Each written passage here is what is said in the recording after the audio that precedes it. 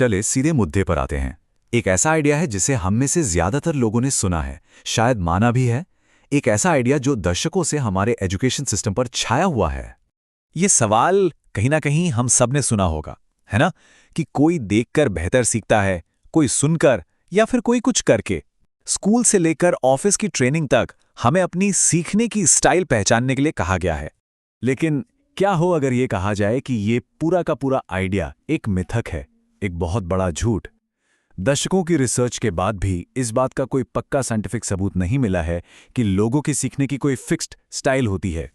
तो सबसे पहले ये समझते हैं कि आखिर ये आइडिया इतना आकर्षक क्यों है, ये इतना पॉपुलर कैसे बना, और क्यों ये एक ऐसा आरामदायक झूठ बन गया जिसे हम सब सच मानना चाहते थे। देखिए, इस थ्योरी का फंडा बहुत सिंपल है। ये कहता है कि हर किसी का दिमाग जानकारी को प्रोसेस करने के लिए एक खास तरीके से बना है। सबसे फेमस मॉडल है VAK, यानी विजुअल, ऑडिटरी और काइनेस्थेटिक। आइडिया यह है कि अगर कोई विजुअल लर्नर है तो उसे चार्ट्स और डायग्राम से सिखाओ, और अगर कोई ऑडिटरी है तो लेक्चर उसके लिए बेस्ट काम करेगा। सुनने में तो काफी अच्छा लगता है।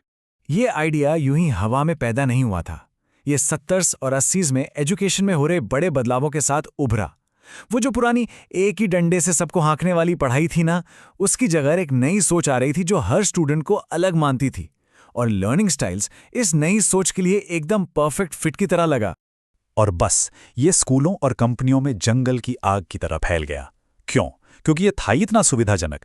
इससे स्टूडेंट्स को लेबल करना आसान था। टीचर्स को लगा कि वे हर बच्चे पर पर्सनल ध्यान दे रहे हैं, और सबसे बढ़कर ये फेल होने पर एक आसान बहाना देता था। लेकिन फिर साइंस ने एंट्री मारी। 2000 के बाद इस खूबसूरत कहानी की सच्चाई परखने के लिए एक नहीं, दो नहीं, बल्कि सैकड़ों स्टडीज की गईं, और जो नतीजे सामने आए ना, वो सच में चौंकाने वाले थे। इस थियरी का सबसे बड़ा दावा क्या था? यही कि अगर पढ़ाने का तरीका किसी की स्टाइल से मैच कर जाए तो वो बेहतर सीखेगा।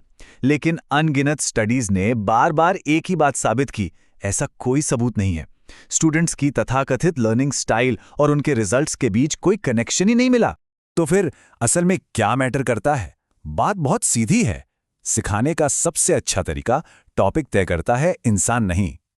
जरा सोचिए, क्या कोई सिर्फ लेक्चर सुनकर ह्यूमन बॉडी की एनाटॉमी सीख सकता है? नहीं, उसे चित्र, मॉडल और डायग्राम देखने ही होंगे। ये काम ही विजुअल है, चाहे उसकी अपनी स्टाइल कुछ भी हो। और इसका ठीक उल्टा सोचिए, क्या कोई सिर्फ तस्वीरें देखकर किसी विदेशी भाषा का सही उच्चारण सीख सकता है? बिल्कुल नहीं, उसे सुनना ही पड़ेगा। ये काम ही ऑडिटरी है। बात इतनी सीधी और सिंपल है। हमारा दिमाग भी यही कहानी बताता है। हमारे ब्रेन में सीखने के लिए कोई अलग अलग विजुअल या ऑडिटरी हाईवे नहीं बने हैं। सीखना एक बहुत कॉम्प्लेक्स प्रोसेस है, जिसमें दिमाग के कई हिस्से और कई इंद्रियां एक साथ काम करती हैं।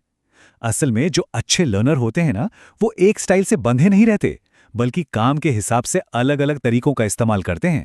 तो यहाँ एक बहुत बड़ा सवाल खड़ा होता है, अगर साइंस इतना क्लियर है तो ये आइडिया आज भी इतना पॉपुलर क्यों है?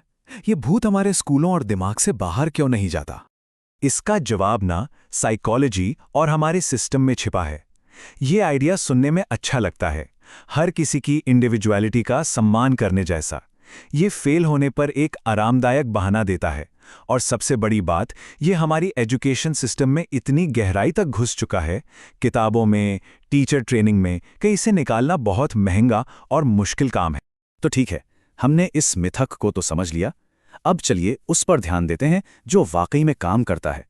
इन आरामदायक कहानियों से आगे बढ़कर उन रणनीतियों की ओर जो सबूतों पर आधारित हैं। पहले ये समझना जरूरी है कि इस मिथक पर विश्वास करने से नुकसान क्या है।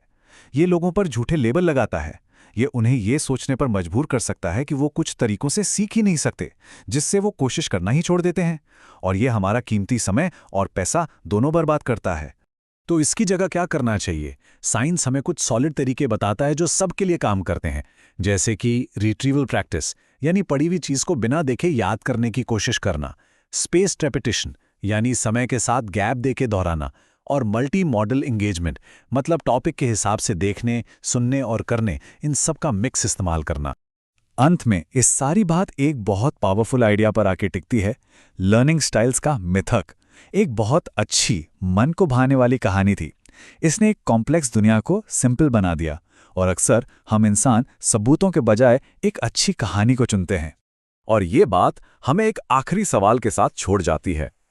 ये सोचने लायक है कि हम अपनी जिंदगी में और किन तथ्यों को सिर्फ इसलिए मान लेते हैं क्योंकि वे एक आकर्षक कहानी बताते हैं, भले ही उनके पीछे की सच्चाई कुछ और ही हो।